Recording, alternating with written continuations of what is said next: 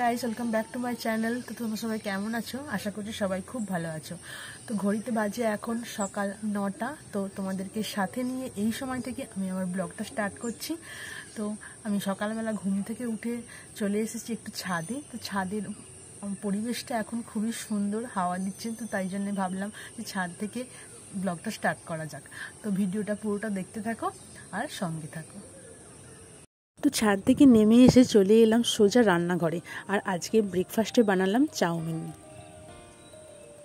বাড়ির তৈরি ডিম আর বাদাম দিয়ে এই চাউমিন খেতে আমার খুবই ভালো লাগে। তো তোমরা অবশ্যই জানিও তোমাদের কার কার এই চাউমিন খেতে ভালো লাগে। তো আমার চাউমিন বানানো কমপ্লিট। তো এবার খাওয়া যাক।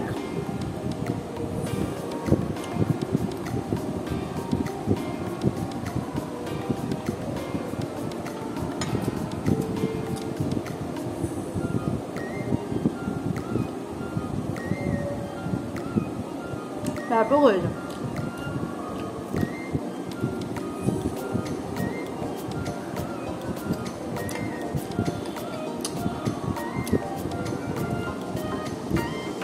আমরা যতই বাইরের চাউমিন বাইরের চাউমিন খাই না কেন, কিন্তু বাইরেতে বানানো যে চাউমিন তা আলাদাই স্বাদ।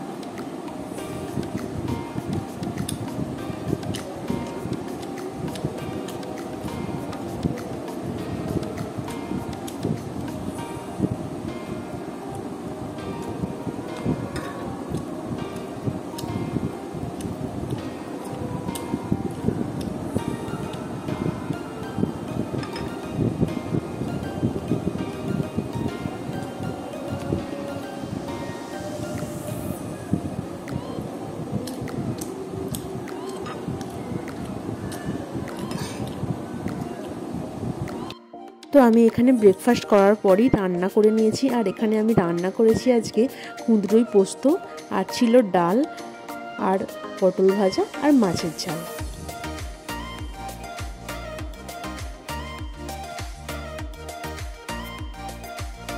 তোমাদেরকে কি কি রান্না করেছি সেটা দেখিয়ে আবার আমি ডিশ ঢাকা দিয়ে খাবারগুলো রেখে দিলাম। তো আমি রান্না টান্না করে ব্যাগ প্যাক করতে বসলাম, কারণ আমি আজকে সে বাড়ি চলে যাব। সে বাড়ি বলতে আমি আমার শ্বশুর বাড়ি চলে যাব। এতদিন আমি আমার নিজের বাড়িতে ছিলাম, মানে বাপের বাড়িতে ছিলাম। তো যেহেতু কাল ওমের অন্নপ্রাশন আছে, তো সেই জন্য আমি সে বাড়িতে চলে যাব, তাই জন্য ব্যাগ প্যাক করছিলাম।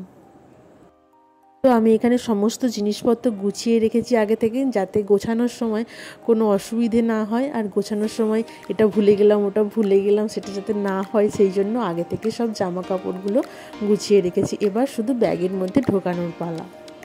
তো একটা একটা করে জামা কাপড়গুলো পাট করে আমি ব্যাগের মধ্যে পুরে নেব।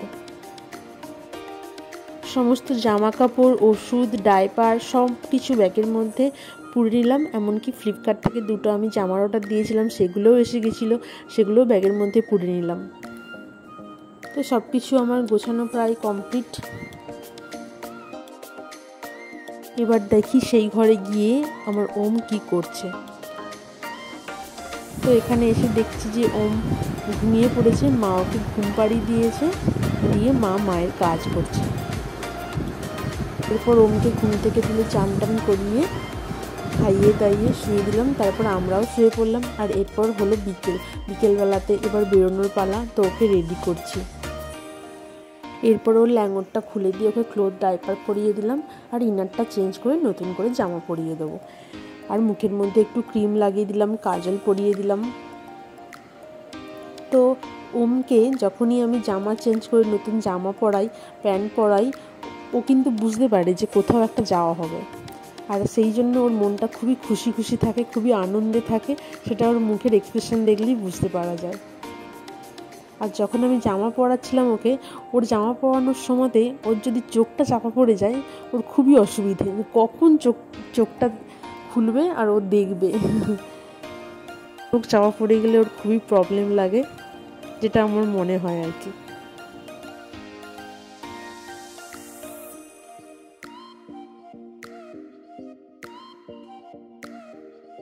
তো এখানে ওমকে জামা পরানো কমপ্লিট হয়ে গেছে, এরপর মুখে ক্রিম লাগিয়ে নিচ্ছে।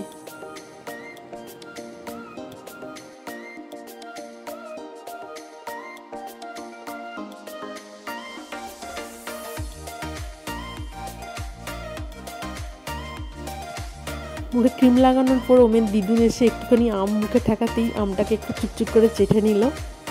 তারপর ওকে আমি একটু কাজল পরিয়ে দেবো। এত তাড়াহুড়োতে আর ও এত ছটফট করছিল যে কাজলটা পরে থেকে একটু বেঁকেই গেল, আবার হাত দিয়ে আবার ঠিক করে নিলাম।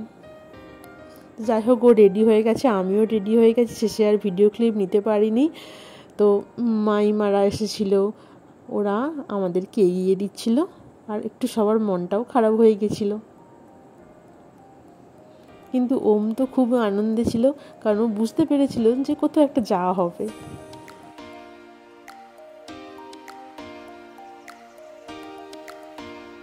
এরপর আমরা বাড়ি চলে এলাম। তো বাড়ি এসে ও ওর বাবার কোলে বসে আছে, আর চারিপাশটা দেখছে। তারপর বিছানায় শুয়ে একটু গড়িয়ে নিল। এর পরের অংশটা অন্নপ্রাশনের সকালের দিনটা। ব্যস্ততার মধ্যে সমস্ত ভিডিও ক্লিপস নেওয়ার সময় পাইনি, তবুও যেইগুলো নিয়েছি সেগুলোই তোমাদের সাথে শেয়ার করছি। তো এই দিন সকালবেলা ওকে চান করতে নিয়ে যাওয়ার সময়তে কিছু মুহূর্ত। আমাদের বাড়ির সামনেই ছিল ষষ্ঠী পুকুর, আর সেখানেই ওকে চান করাতে নিয়ে যাওয়া হচ্ছিল।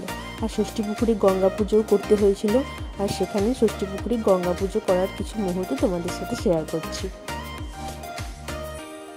এই ষষ্ঠী পুকুরের সামনে রয়েছে মা শীতলা মাতার মন্দির, আর ওই যে ঘাটে গঙ্গা পুজো করছিলাম ওটা ছিল শীতলা মায়েরই ঘাট। তো এখানে আমি গঙ্গা পুজো করার জন্য সমস্ত কিছু বরণডালা সাজিয়ে নিয়েছি, আর এখানে আমি গঙ্গা পুজো করব। আর মা গঙ্গাকে পুজো করার পর মা গঙ্গাকে বরণ করে সেই বরণডালা ওমের মাথায় ঠেকাবো।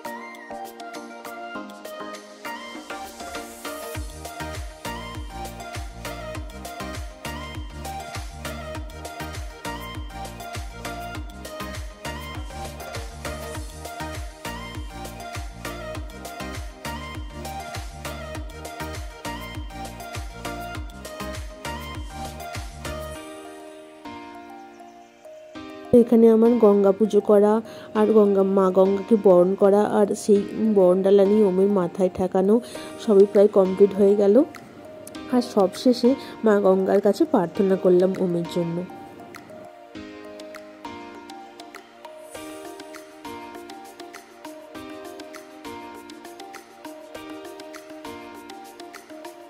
মা গঙ্গা যেন আমার ওমকে খুব ভালো রাখে।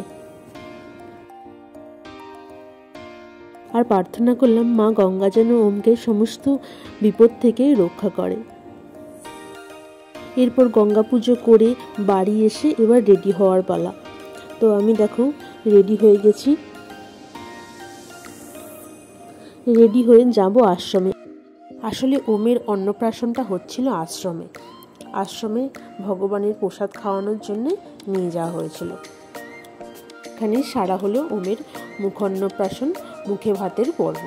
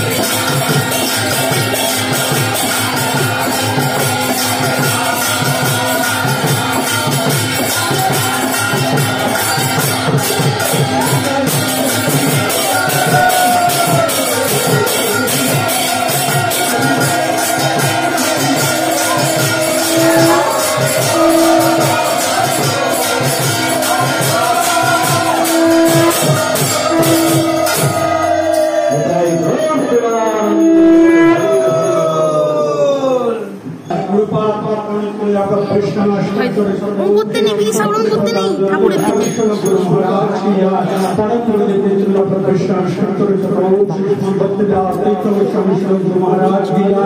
ভগবানের প্রসাদ সাজিয়ে ওকে দিয়েছিল। আর ও তো সেদিনকে প্রচণ্ডই কাঁদছিল।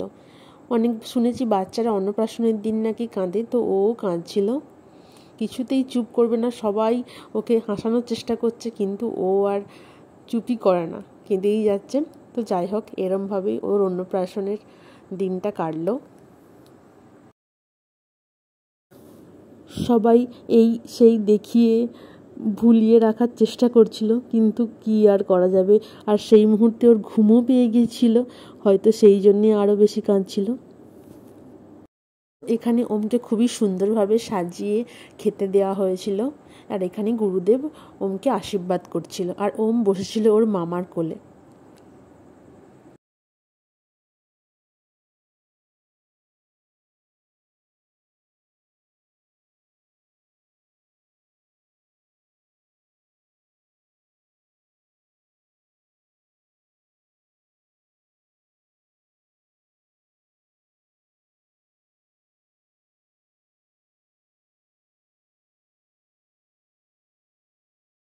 কিন্তু কি আর করা যাবে, ও তো প্রচণ্ডই কাঁদছিল। যাই হোক, ভগবানের কাছে ওর প্রথম অন্নপ্রাশনের কাজটা সারা হয়েছে, এটাই অনেক। প্রথমে ভগবানের প্রসাদ গুরুদেব ওর মুখে দিয়েছিল, তারপর দিয়েছিল ওর মামা। আর দিন ও সব সময়তেই প্রায় কাঁদছিল। আসলে একসাথে অনেক লোক দেখার জন্যও ওটা হতে পারে, আর সাথে ঘুমও পেয়ে গেছিলো সেজন্যও হতে পারে। তো সব কিছু মিলিয়ে মিশিয়ে দিনটা খুবই ভালো কেটেছিল। ভগবানের কাছে ভগবানের প্রসাদ গ্রহণ করে এরকমভাবে 5 মাস থেকে 6 মাসে করলো। খুব ভালো থাকে, খুব ভালো মানুষ হয়। আর বাড়ি এসে ওকে বর সাজিয়েছিলাম, দেখো কি হাসছে। তো এইভাবেই দিনটা খুবই ভালো কাটলো। তো ভিডিওটা যদি ভালো লাগে তাহলে অবশ্যই লাইক, কমেন্ট আর শেয়ার করে দিও, আর অবশ্যই আমার চ্যানেলটাকে সাবস্ক্রাইব করে দিও। আর আমার অংশনাকে তোমরা সবাই আশীর্বাদ করো, ওর জন্য খুব ভালো মানুষ হয়।